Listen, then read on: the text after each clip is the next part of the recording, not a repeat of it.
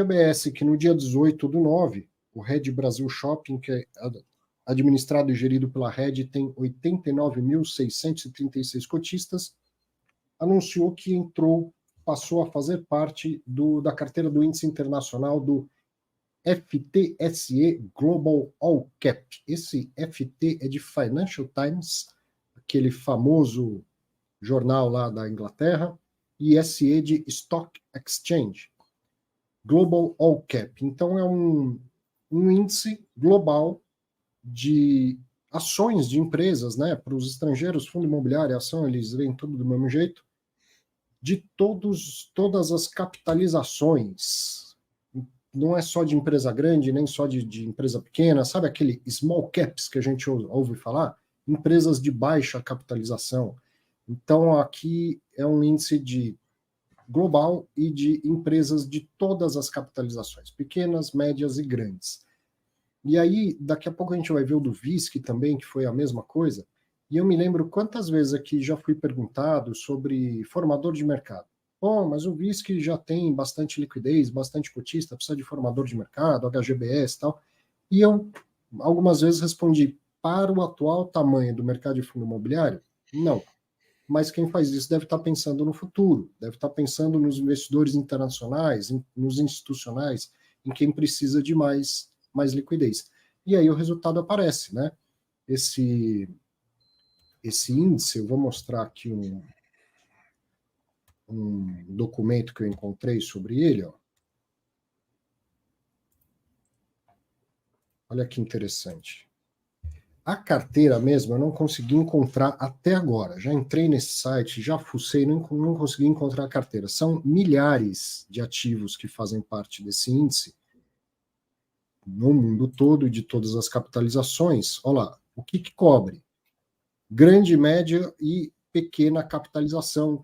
Ações de grande, média e pequena capitalização pelo mundo inteiro, né? Países desenvolvidos e mercados emergentes. Isso aqui que é importante, eu vou aumentar um pouco. Não sei se teria como traduzir isso ao pé da letra, mas seria algo como investibilidade. As ações são selecionadas. Oi? Critérios de inclusão? Mas é esse termo investability, não sei se tem uma tradução literal assim para o português, mas o que está dito aqui? Ó, as ações são selecionadas e distribuídas, né, ponderadas, para garantir que o índice é investível. Ou seja, já expliquei isso nas outras semanas, hoje em dia, quem calcula e divulga um índice sabe que ele vai ser replicado por fundos passivos, de diversas gestoras. Então, não adianta fazer um índice que é só hipotético, no sentido de que, calculei e divulguei o índice. Ele tem que ser replicável. Então, a Financial Times, um dos braços de negócio do Financial Times é calcular e divulgar índices. Eles não são gestores de recursos, eles calculam os índices. Não adianta o cara calcular um índice que um gestor de recurso não consiga replicar. Antigamente, tudo bem, hoje em dia não. E aí está lá nos critérios do índice que, para entrar, eles garantem que tem como um gestor de fundo passivo replicar. Então, o aumento de liquidez dos nossos fundos é importante por conta disso. Vantagens e desvantagens, meus caros, de fazer parte de um índice desse e, por consequência, ter investidores internacionais, institucionais, comprando cotas. O que vocês acham? Bom, eu vou aproveitar aqui para começar, então, né? Eu acho que é o Brasil nascendo para o mundo, né? Devagarzinho, os fundos imobiliários aparecendo, eu acho que isso é uma grande vantagem. Se a gente for dar uma olhadinha nesse índice aí, o Brasil ele representa em torno de 0,6%. Então, tem vários países lá que constituem um índice, e você vai pegar pequenos países, a Suíça tem 3 vezes mais do que o Brasil, o Japão, 6, né? O percentual é 6 vezes maior do que o Brasil. O Japão é minúsculo perto do Brasil. Canadá, né? Então, vários índices, Alemanha, França são maiores do que o Brasil, Canadá, Japão, e são vários países que têm uma participação muito maior dentro desse índice, né, com os seus ativos. Quando a gente chega no Brasil, é em torno de 0,6%, os Estados Unidos, né? Qual a participação dos Estados Unidos? Que ele é global, mas é incluído os Estados Unidos, né? Porque tem uns que são excluídos. Quando inclui os Estados Unidos ele é em torno de... Ele contribui com 61% dos ativos. Então, só Estados Unidos. E aí você pega as maiores posições da carteira. Qual que é a maior posição da carteira? Apple, né? Então, a Apple, ela é em torno de 6% dessa carteira do índice, que é 10 vezes a participação do Brasil inteiro, né? Então, a gente vê mais ou menos o tamanho, né, que as coisas são, aonde a gente está e aonde a gente precisa chegar, né? Então, esse passo da liquidez, de ser mais líquido, ele é muito importante, né? O professor Arthur falou, tem que garantir que as pessoas consigam replicar o índice, né? E a gente está começando a nascer para esse mercado. Então, alguns fundos imobiliários começou agora há pouco tempo, tem 2 anos, né? De pouco tempo para cá, que começaram alguns fundos imobiliários a entrar, né? E essa questão da liquidez é um dos fatores mais importantes, se não o mais importante, né? Não basta ter uma capitalização de mercado até razoável se você não tem uma liquidez suficiente para montar uma posição. Então, acho muito importante essa questão do nascimento, né? A gente está nascendo para isso, a gente está vendo um novo patamar de fundos imobiliários, que até pouco tempo atrás tinha muito poucos investidores, que a gente teve esse crescimento muito rápido. Ainda não deu tempo de amadurecer tudo, mas eu acho que é um passo importante. Olha aí, você estava falando, eu fui colocando um pouco mais de dado. Você falou das principais posições, Apple, né, a primeira, Microsoft, Amazon e tal. Depois tem por setores, tem 35 ações de real estate, certamente os nossos fundos imobiliários estão aqui. Na Sim. verdade, não é 35, 673. Né? São, ao todo, olha que impressionante, 9.478 ativos, mundo afora. Uma coisa de louco. E tem China é um monte de vezes maior do que o Brasil também, tem vários outros países aí que são muito maiores do que o Brasil. No Brasil é pequenininho ainda, né? E isso gerando 2,2% de dividend yield, em dólar, evidentemente, né? E quando você pega o retorno, você coloca esse índice que é all cap, né? São todas os países com todos os ativos. Ele tem uma volatilidade menor e tem um retorno um pouco maior, né? Então é interessante você comparar ele com outros índices também da FTSE. Impressionante. Muito interessante isso. Tem uma desvantagem, não sei se vocês já pensaram sobre ela, que tem um reflexo muito importante para as características do nosso mercado de fundo imobiliário aqui. Eu penso as pessoas, muitas vezes quando pensam em fundo imobiliário, ainda pensam, eu explico o motivo do ainda daqui a pouco, ainda pensam em ter muito a gestão, aquelas assembleias com as pessoas físicas, ali discutindo e votando e juntando voto, etc. E o nosso mercado é cada vez menos isso, porque os fundos são cada vez maiores, a pessoa física tem cada vez menos participação, é cada vez mais participação de investidores institucionais, inclusive estrangeiros, fundos de pensão, grandes family offices, etc. Então, assim como hoje, no mercado de ações, o voto da pessoa física é basicamente irrelevante, sejamos sinceros, os fundos imobiliários caminham progressivamente para esse cenário, onde 2, 3 grupos relevantes podem se juntar, fechar 60%, 70% das cotas, ou 94%, como tivemos agora há pouco na Assembleia do CCRF, né, do antigo Canvas CRI, hoje RBR-CRI, foi uma votação com 94%, porque, na verdade, tem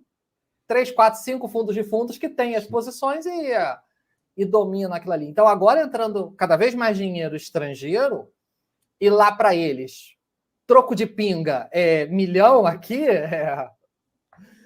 isso vai cada vez mais acontecer. Cada vez mais a pessoa física vai ter menos influência direta nas assembleias.